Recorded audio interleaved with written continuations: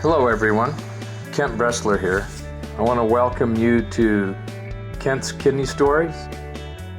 During our time together over these podcasts, I'd like to discuss kidney disease. I'd like to tell you about my journey as a transplant patient, but also talk about dialysis, kidney donation, and just about anything else that might be of interest. Kent's Kidney Stories, a podcast endorsed and sponsored by kidneysolutions.org.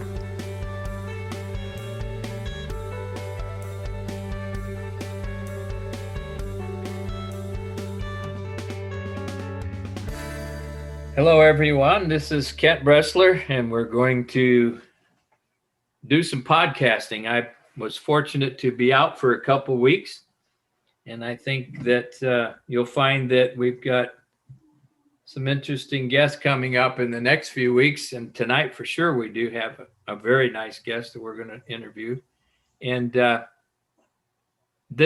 tonight what we're going to talk about, this is a kidneyversary. So, and it's sponsored, actually not sponsored, but we do it for the American Association of Kidney Patients.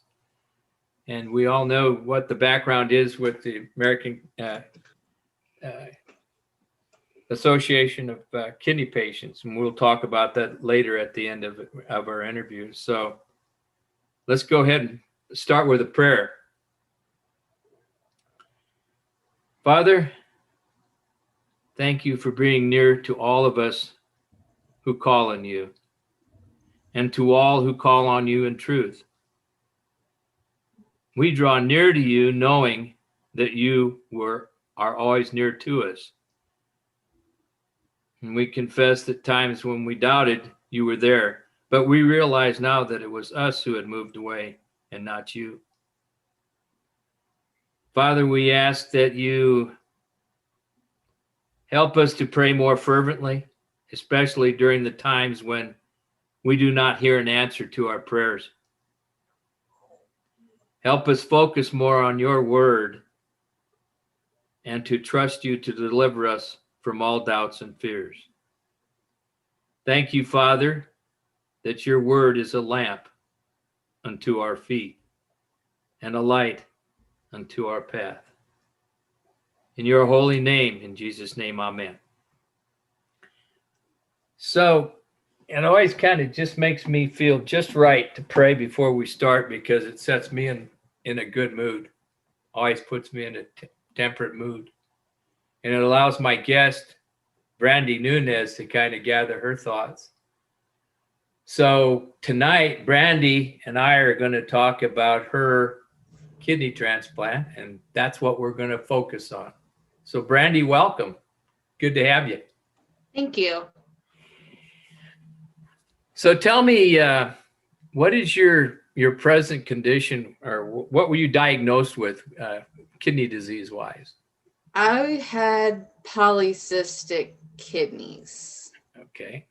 It was brought on by what we determined. When I was younger, I was diagnosed with a condition called oral facial digit syndrome. It's not something that's very well known. I was actually surprised one of the doctors in my clinic knew about it, but it's not very well known. And depending on which type you have, you can end up with polycystic kidneys. So no one in my family has polycystic kidneys. Nobody in my family has kidney failure. It's just me.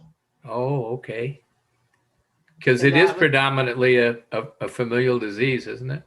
Right. And that was a lot of the struggle in being diagnosed, is because they're like, well, who did it come from? And I was like, I'm the only one. You know, the doctors were so expectant on it running in my family, and, you know, trying to diagnose me on the ideas that it does run in your family. And in my situation, it didn't. That's amazing. So you do have brothers and sisters, of course. Yes, I have a younger brother who does not have the oral facial digit syndrome that I have, and he, as far as I know, does not have any kidney issues. My father does not have kidney issues. My mom does not have kidney issues. As far as I know, my aunts and uncles do not have kidney issues, nor side of my family on my grandparents' side, none of them. Just me. Wow, that's, in all honesty, I've never heard of the condition that you're talking about. Just explain kind of about both that, what that's all about. It's a genetic condition. Like I don't know a whole lot about it, and mainly because it's really been more of like, you just know you have the traits because of your appearance. Like it doesn't really leave you with health issues. Like I have a bald spot in the top of my hair right here. Yeah. That was determined to be part of it. My hands are smaller. My fingers are shorter. Okay. All right. That is known to be a condition of it. And I had a cleft palate, I believe is what they said. This is all stuff in like my infancy. Like I have the medical records from my infancy, and it was too young for me to even remember the doctor visits and everything. But like I had to have oral surgery when I was younger. When I was older and able to have braces, I had to have teeth pulled, like 3 or 4 teeth pulled, so that my teeth would line up and fit in my mouth properly. And it was really just appearance. Like never, as far as I know, never had any other problems with it. And then, to be honest, the polycystic kidneys were really more so caught by my gynecologist when I went in for my yearly checkup, and she took my blood pressure and she's like, it's high. Well, yeah, it's high. Like that's really how the whole thing started, was like I didn't have, yes, I would fall asleep on the couch at 9:30 in the morning, 9:30 in the morning, 9:30 in the evening, sure. Whatever, but you work a full day. I've always been someone who holds 2 jobs. Like it's just my inner monologue doesn't turn off. Yeah. Your motor runs. There's no key to stop. I get you. My body tells me to stop, but my brain just keeps going. Yeah, so it's like, I tend to hold 2 jobs just because I don't know how to shut down, and I don't know how to turn off, like until it got to that point to where I was really so sick that, it's always been in my nature, like to, if I have a responsibility to someone to show up. So, in that instance, I had the responsibility to my employer to show up, not only because I needed my job, because... Oh, you're dedicated. Come on. I had, and I, we qualify for disability once we reach that stage in dialysis and in kidney failure, but I have a mortgage. Like, disability is not going to pay for my mortgage. That's right. That was like, no, I couldn't go on disability. I had to keep working. This job was paying my mortgage. It was paying my health insurance. Like I just had to do it. And so I did. So how long were you on dialysis? Luckily, only 9 months. Okay. Probably should have been a little bit longer, but I fought my doctors. Fought them, because even when I think my GF, I forget. GFR? GFR, it was creatinine. My creatinine was like 14, and they were like, please start dialysis. And I feel fine. Like I'm good. I'm running. I'm tired, but and eventually I think we just made the decision that it was time that, I think I just got tired of arguing with them, because I have a teeny tiny bit of healthcare experience. When I was in high school, we did a school to work program. Yeah. And one of the curriculums was for allied health.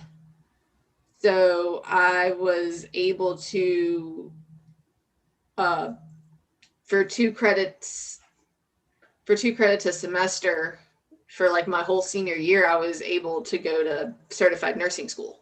Oh, wow. Okay. And I actually had my certified nursing assistant. I actually had that certificate when I graduated high school, but it wasn't a career field I pursued. Right. I live in town with LSU, to give you, geographical significance, or, whatever the correct term may be. So I live in town with LSU, and I was going to school, college at the time when Katrina hit.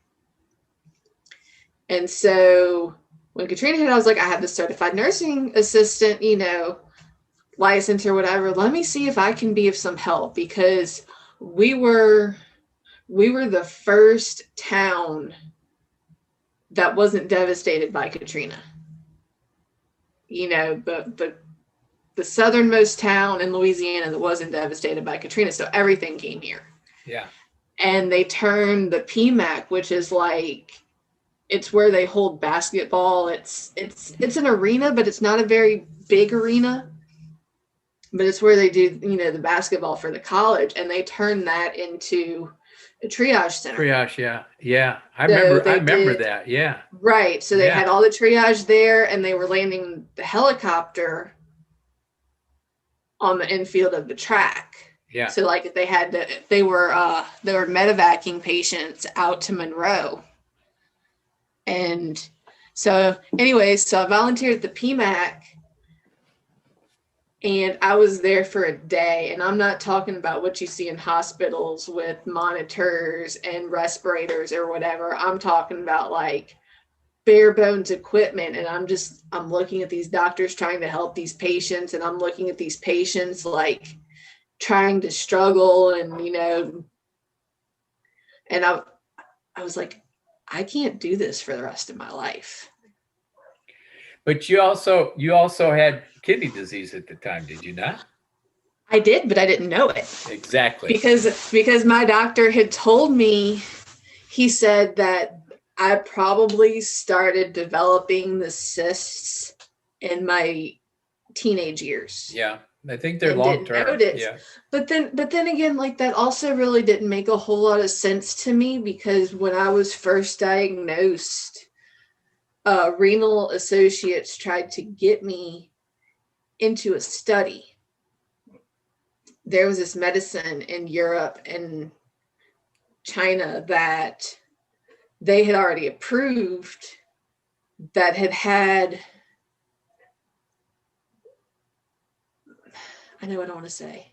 Some success. It had success in slowing the formation of the cysts. Yeah. Okay. Well, with the FDA and the CDC and everything here, you've got to run trials for like 7 to 10 years before they'll approve the drug. Yeah.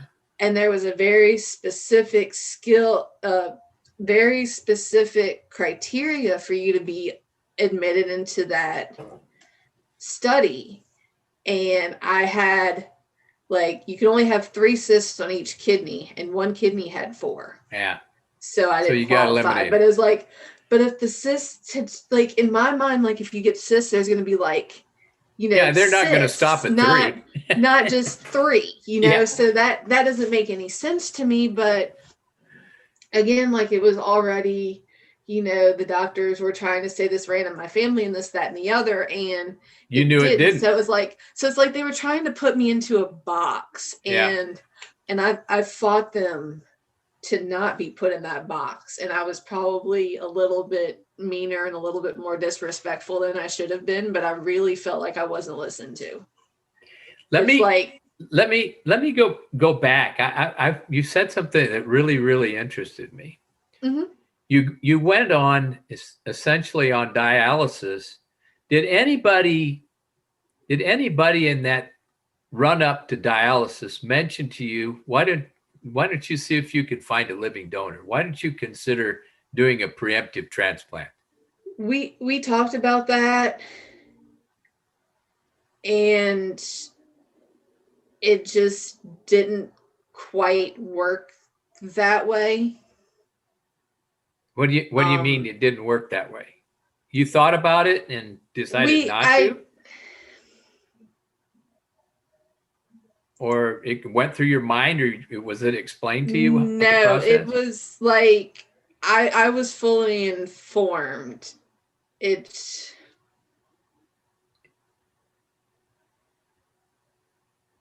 were uncomfortable with it. You didn't think a transplant, you didn't want a transplant, and that's okay. No, I was comfortable with it, but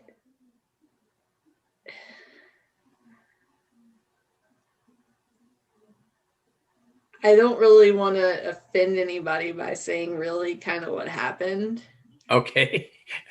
But suffice it to say it was explained to you, right? I was fully informed. Like Okay. I knew everything about where I was at. Yeah. Like once I went through my stages of grief of being diagnosed, I was fully informed. Okay. Like I was on Google, I was reading medical journals, I was fully informed. But you were only on dialysis for a short period of time. So essentially, yeah. I was very lucky because I actually received a directed donation. Tell me how that worked. That's very interesting.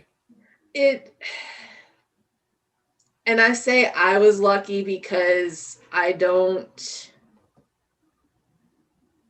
your luck shouldn't come at someone else's misfortune. But my mom had a coworker who had a kidney and a pancreas transplant, so she knew what I was going through. Oh, sure. Absolutely. Yeah. And we had I had done all the transplant testing. I was approved. I was actually about to have to go back to Tulane and do, because every couple of years you have to like be retested and reevaluated and have all your files updated. Sure. And I scheduled that appointment, and I didn't make it to that appointment because I got the call. The coworker of my mom,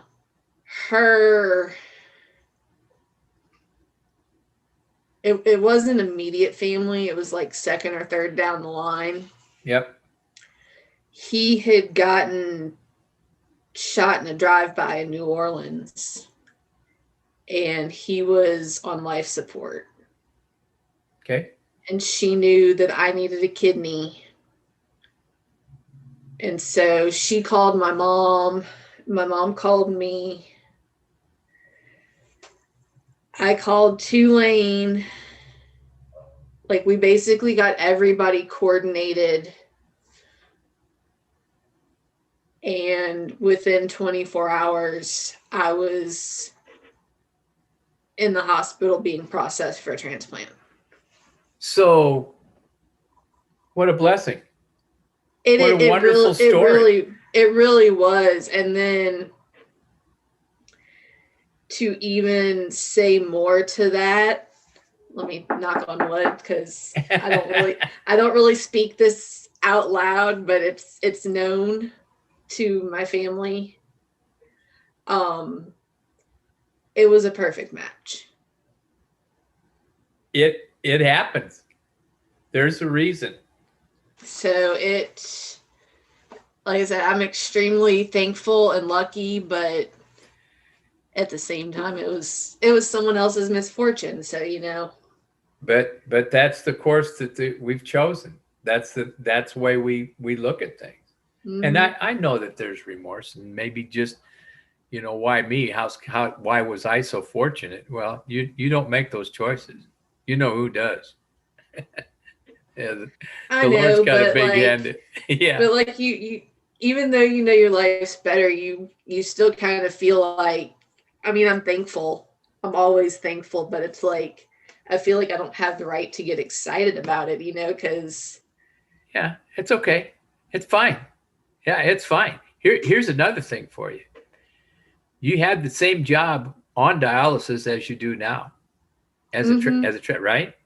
Okay. I do, yes. So tell me what images, or how did you feel when you were working on dialysis? Only on it 7 months, but that's a long time. You learn what it's like to be on. But like I said, I feel like part of that short time of being on dialysis was also due to denial, because like I said, my creatinine was like at a 14. That's amazing. They finally stopped registering it. They're like, it's high, like it's not supposed to be that high. And it's like, well, I mean, pretty much we were looking for the vomiting, and once that would start, it was time, and it never came.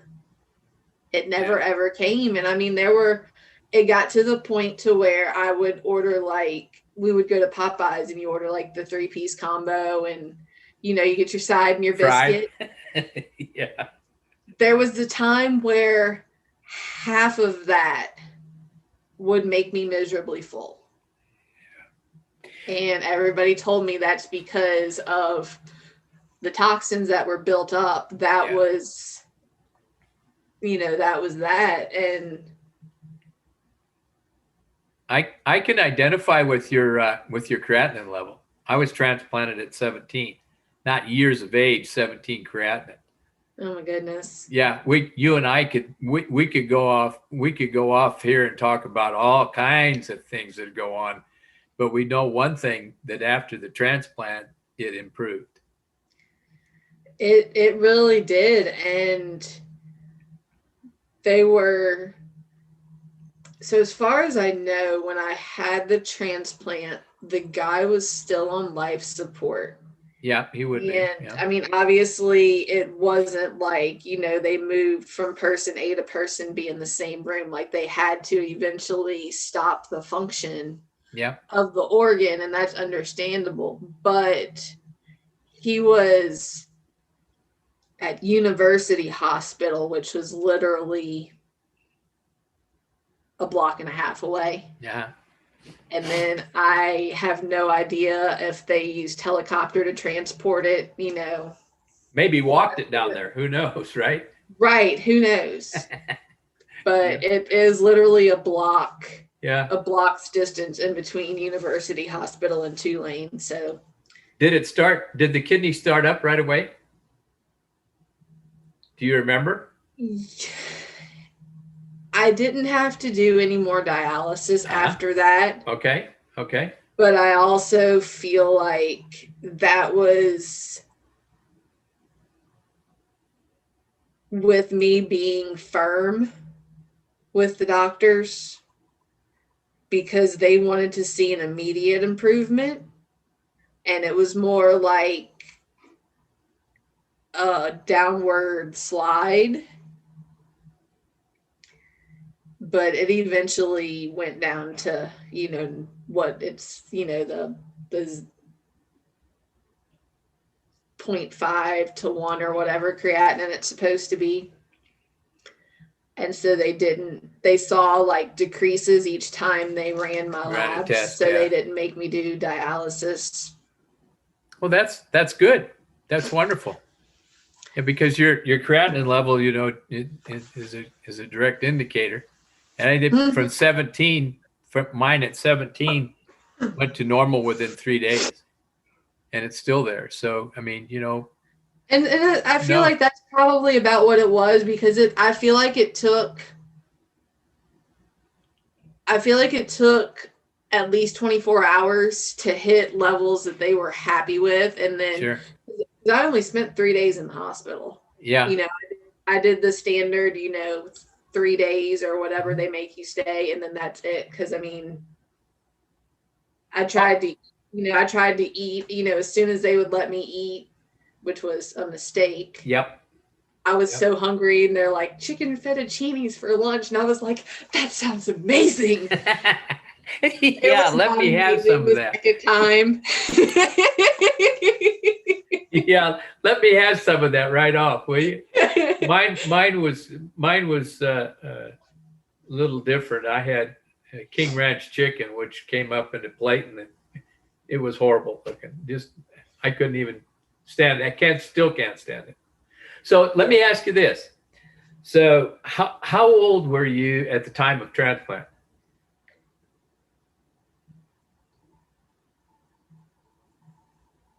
32. Yeah. Okay. There you go. And your kidney anniversary, I think, is 3 years, right? You're at 3 years? Yes. I mean, 3 years on the 21st. And Okay. I guess I should celebrate getting kicked off of Medicare on the 30th. Oh. Yeah. So you're back on the non-Medicare side. You got another 30 years to wait. Yeah, I get to go to that side again. Is that what kind of medications are you on? My Fortic and Tacro is all I take. Okay. No prednisone. Oh, Jesus, no. Okay. I had to take prednisone for like 6 months because I had to take an antiviral for a year because my donor had the BK virus and I didn't have it. Yeah. Okay. So I had to take an antiviral for a year. And that's significant. Screwed up my labs so bad that I would have to go on prednisone and like off of some of the immunosuppressants. And I was firm with my nurse, and I was like, please tell me I can get off of this. Like, please take me off the prednisone. Yeah. A lot of people who have never had to start on it don't have to take it for transplant. They are on Prograf or Cellcept or Belatacept or whatever they want to put them on. But a lot of programs still use prednisone in low doses. I know I've been on it for 47 years. So a person can tolerate it, but it can't be at high doses, which you were probably at that point in time. You don't last very long. I don't even remember my prescription. I just remember I was so swollen on prednisone. Oh yeah. That's real. We talked about that the other day with some folks about, you look back at your illness and you think about the treatments that some people have, like with FSGS, where they're on 60 milligrams once a day for 6 months. And I mean, I was even on higher doses. So yeah, it can be very traumatic. And that's the only course of treatment you have. But in your case, I was really glad to see you got transplanted within 7 months. That tickles me, because some people, go 2 or 3 years on dialysis. So. That's kind of the mindset I had, but like I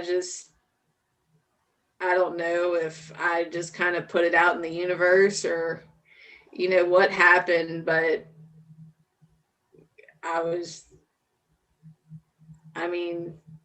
something was there for me that day. Yeah. People don't really realize when if you haven't had kidney disease, you really can't explain it. When you have it, it's each person's different. I get that. I understand that. But in general, you're sick. Period. That's just it. You're sick. And it's crazy because like I have pictures, like, I mean, I did stuff while I was sick. Cause I mean, like I said, I was diagnosed with stage 3 in 2014. And I didn't go on dialysis until 2017. Yeah, because it's 21. Yeah, that's around there, 2017. Yeah. And I mean, I did stuff. One, because I mean, I wanted to live my life, but two, because there were times when I didn't feel sick. Sure. And I look back, I look back on the pictures I took, and I was like, I look terrible. Yeah. Your body adjusts, though, doesn't it? You know that your body adjusts to a lot of things. And I mean, it's crazy to think that, like, I mean, it's such a gradual decline that you don't even. I mean, I knew I was at the bottom, because I mean, obviously that's where you're at when you're on dialysis, is That's it. You're at the bottom. Like, there, you can't go any lower unless you really go, no, you can't go any lower. Yeah. Yeah. I mean, that old saying, there's 3 things you can do. You can get transplanted, go on dialysis, or die. I mean, what other alternatives are there? So unfortunately, there aren't any, and that's why we advocate. That's correct. That's exactly correct. You gotta tell people, and they have to understand, and it's. I apologize. They don't understand it. There's, it's almost impossible to explain to people what kidney disease is, because you don't look bad. You look bad yourself, but to other people, you look fine. No, and I mean, I had run across, and I know other people because I'm on different, different groups on Facebook or, wherever, and they're like, so-and-so told me that I need to snap out of it, that I don't look sick. And it's like, I can't be that judgmental of people, because I mean, oh, you've been through it. Right. You've been through it. Right. I know the life I lived. And it's like, I mean, I didn't need to show other people I was sick. Like, no. I didn't need that gratification, but that sympathy would have been nice. Yeah. Or an understanding. Right. More than a sympathy, probably more of an understanding of your plight. It's not something you can, quote, snap out of or adjust to. Your body's adjusting to, the different numbers and all the extra stuff. But you're the one that has to, live with it. And I mean, and you tell people, it's like, you're literally dying. Yep. And they're like, no, you are literally dying. Like, yep. It affects everything in your body, including your skin and your sight and your heart, your liver. It's devastating. And then, thank God for transplant. I mean, really, that's the alternative that is afforded to us. That is, to me, makes the most sense, and it does to you because you're living it, right? So how long do you ever think about how long your kidney will last? Every day. Okay. Every single day. And that's probably a little bit of paranoia mixed with fear. A little bit of PTSD, because I know that it won't last for forever, and I literally cringe every time I do labs, and every doctor's appointment I go to. But that's also, like, I really feel it's more PTSD, because I mean, when you're, when you have kidney failure, there's nothing but bad news. Yeah. Yep. If your lab's done, it's bad news. You go see the doctor, it's bad news, and even the clinic I was doing dialysis at, I was doing all of my treatments for the duration of my treatments, watching my diet, whatever. And somehow they still figured out how to give me bad news. Yeah. Yeah. Yeah. So it's You hit it like, right on the head. That's perfect. so now that, you know, for lack of a better term, that I'm healthy, You are which healthy. we know, Yeah.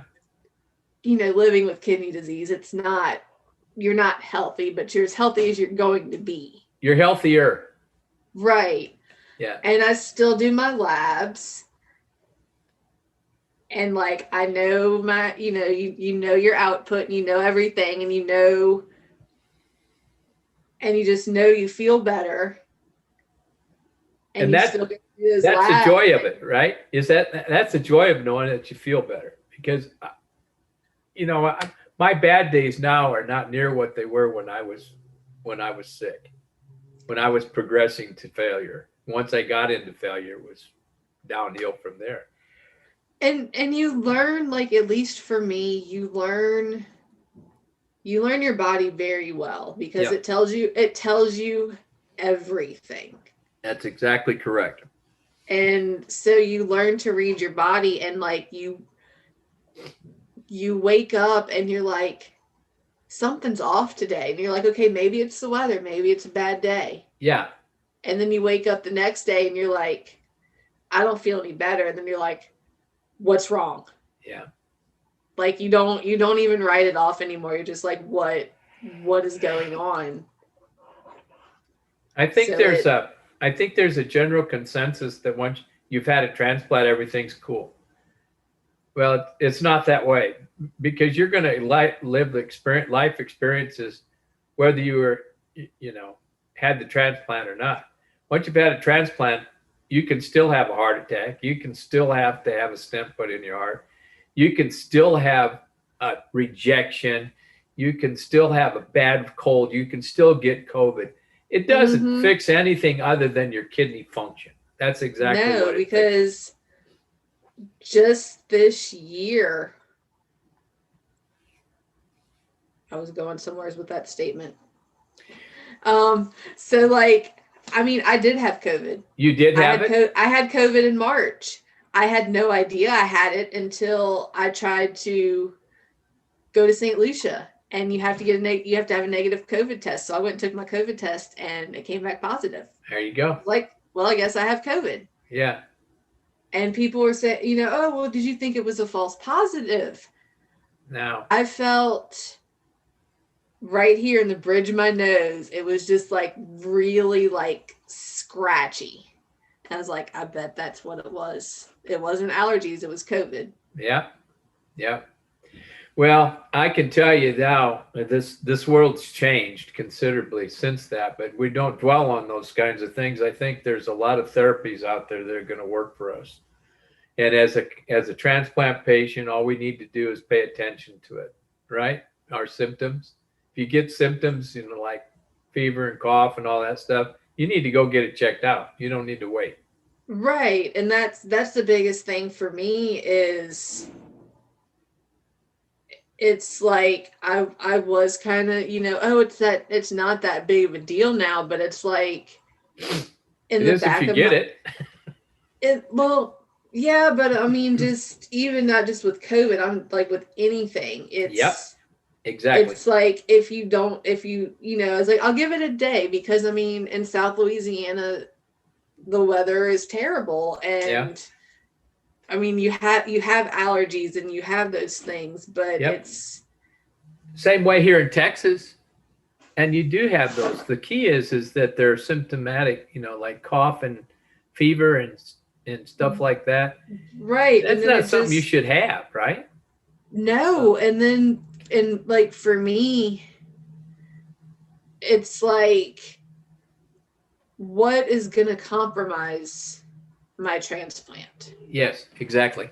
What, like, I don't ever want to wait, you know, and then especially being at a higher risk for cancer because our immune system can't detect those cells, you know, and I find that's a common misconception on the groups I'm in. They're like, oh, well, I'm going to get cancer if I take, no, your body is meant to find these abnormal cells and kill them. It's like you don't have that when you're on immunosuppressants. That's correct. Exactly. So that, I don't want to wait and then, okay, I have cancer and have to do all this stuff. Like, in my mind, every little thing I have to do outside of waking up, showering, eating, going to work, like any type of doctor, any type of treatment could possibly compromise my transplant. And Absolutely. I like that's how thankful I am for it. Is like, I don't ever want to have anything compromise it. Nope. Exactly. That's well said, Brandi. There's nothing that stands between you and failure is to have something go wrong with your kidney because you didn't go and act on it. And Right. Even including not taking your medications or not keeping your appointments. You know darn well that that's not going to work. Right.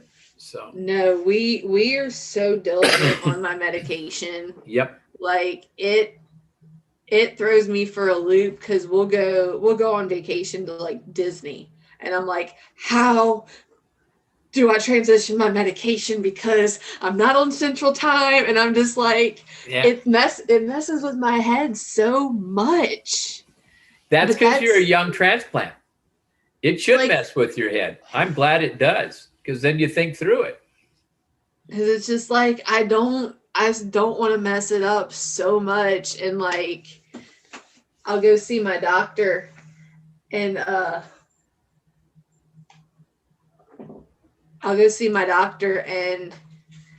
he'll be like, oh, how's it going? I said, good. And he's like, you got any problems? And I was like, nope. Yeah. And I was like, I always tell him, and, our relationship now is good because of all the times I was, stubborn.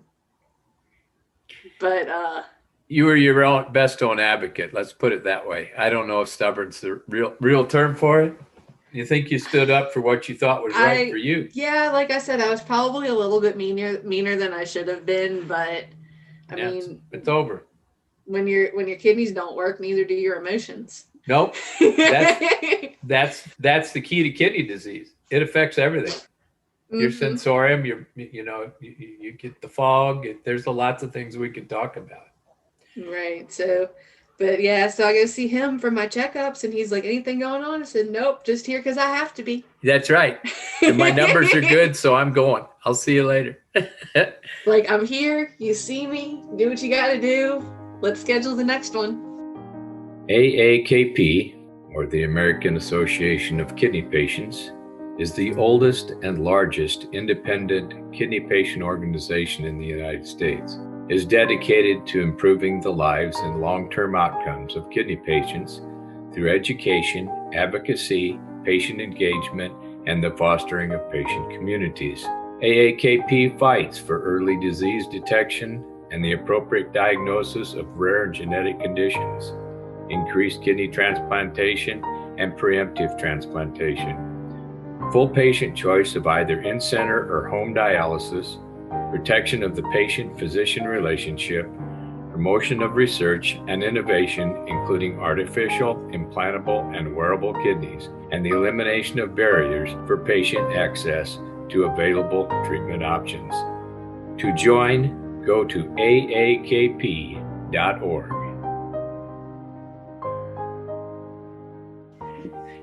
Okay, Brandi. I'm going to ask you one question here now. Are you ready for it? Maybe. What do you recommend to someone who has kidney disease that's got PKD? What would you encourage them to do in reference to working with their doctors? The best thing for me was to be informed. Like I said before, I do have a little bit of a medical background. I actually have, and then I didn't mention, I have a cousin that's a gynecologist, oncologist, and another cousin who's a registered nurse. So we have a little medical knowledge in the family. Yeah.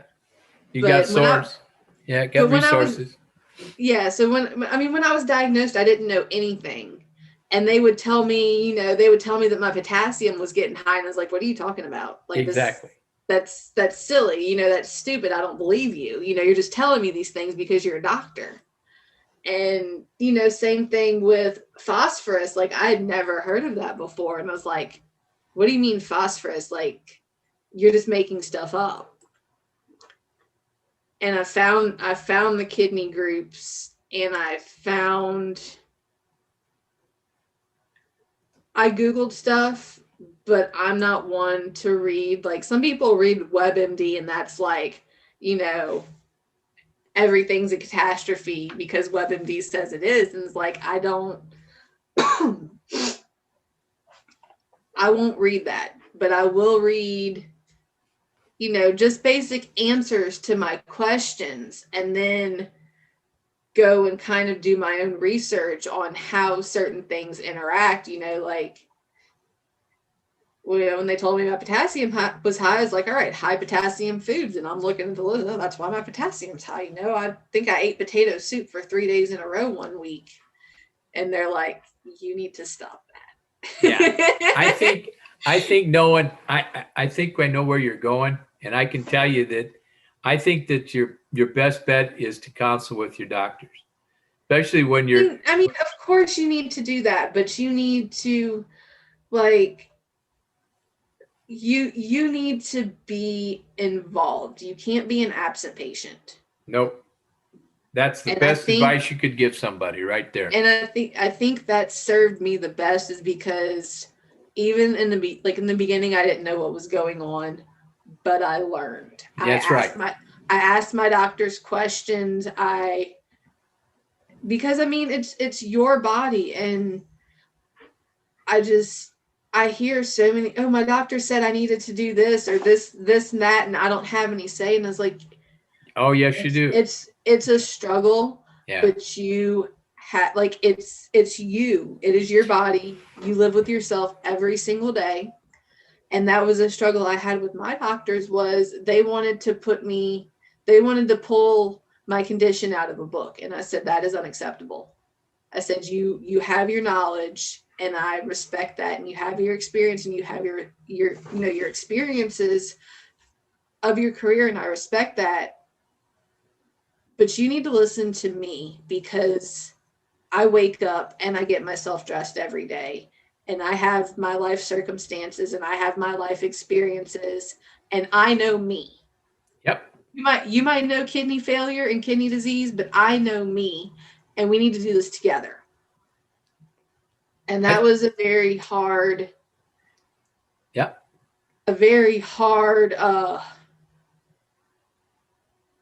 journey, but we got there. Yep. We got there.